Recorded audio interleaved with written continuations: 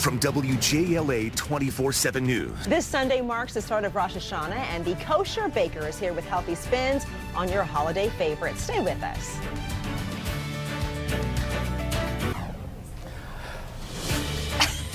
The Jewish holiday Rosh Hashanah is just days away, but some might be hesitant to feast with the family after working on their summer beach bod. Chef Paula, better known as the Kosher Baker, says, hey, no need to worry. She's the author of The Healthy Jewish Kitchen, and she's here to lighten up your holiday meal. Don't worry about the calories. Yeah, right? Well, all kinds of good that stuff. is not my approach, actually. Oh, okay. My approach is to take delicious traditional Jewish food and make it lighter, take the calories out of it so you can enjoy it and still sort of maintain the beach bod into the fall. Wow, you perform miracles. I was like, I think you have to start with the beach bod.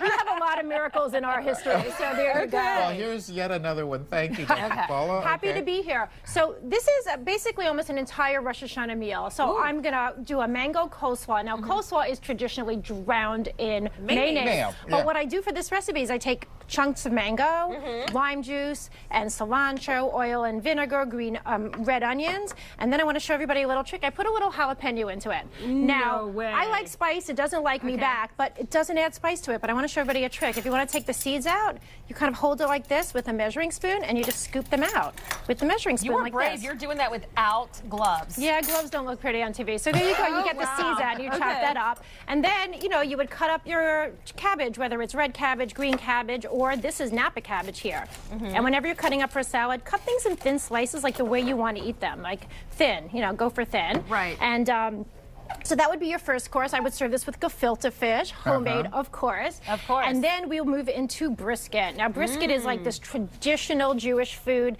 and there are so many different ways to make it. But I try not to use too much fat, and I don't use a lot of salt in my brisket. So what I do is I brown the brisket in a pan coated with potato starch, not flour, make it gluten-free. And then you cook it with, you know, onions, carrots, and a ton of white wine, and then you bake in the oven for an hour and a half, and it comes out like this. So I want everybody to see this because people don't know how to slice brisket. Okay. People, you know, if you're doing it like in the South, you would want it in strips, and these are the lines here. But I want to show people that when you slice a brisket, you want to do it, you know, kind of against the grain, so that when you cut it, it looks like this. Okay. And this is second cut brisket, way moister than first, so that's an important tip for making brisket. And then you cook it again in the sauce. But the other trick to my recipe is, do you ever have Italian osso buco, veal osso buco? It's like veal shanks with red tomatoes and wine, and you add this thing called gremolata at the end. You're talking to the vegan here, so Vegan. I can do a whole show on that too. So this is just chopped parsley, garlic, and lemon, and you mix this up together. And you add this to the meat after it's cooked. Oh, wow. And it adds this like pop of flavor. So you sprinkle it on and it goes into the sauce. And then it kind of seeps in a little bit. And then you serve it like that. So it has this pop of bright flavor, which is nice because the Jewish New Year is so early this year. Pumpkin?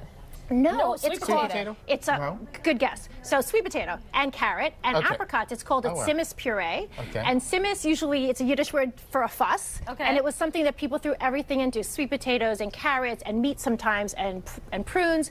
I take the traditional tzimmus ingredients and puree them like a French puree, so it's a little fancier. Okay, we're running out of time, so okay, so here, I want to also show you my borscht. This is like a modern soup that was just such a pretty color. It is pretty. I love your shofar. You like my shofar. I'm not going to blow that for you today. That is not one of my superpowers.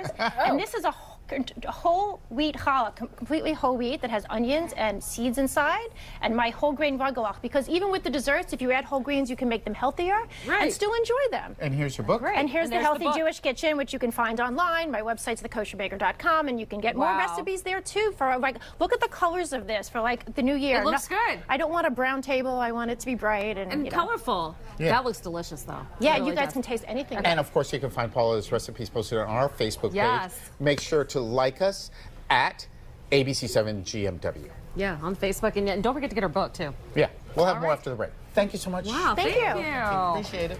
That's pretty awesome. Yeah.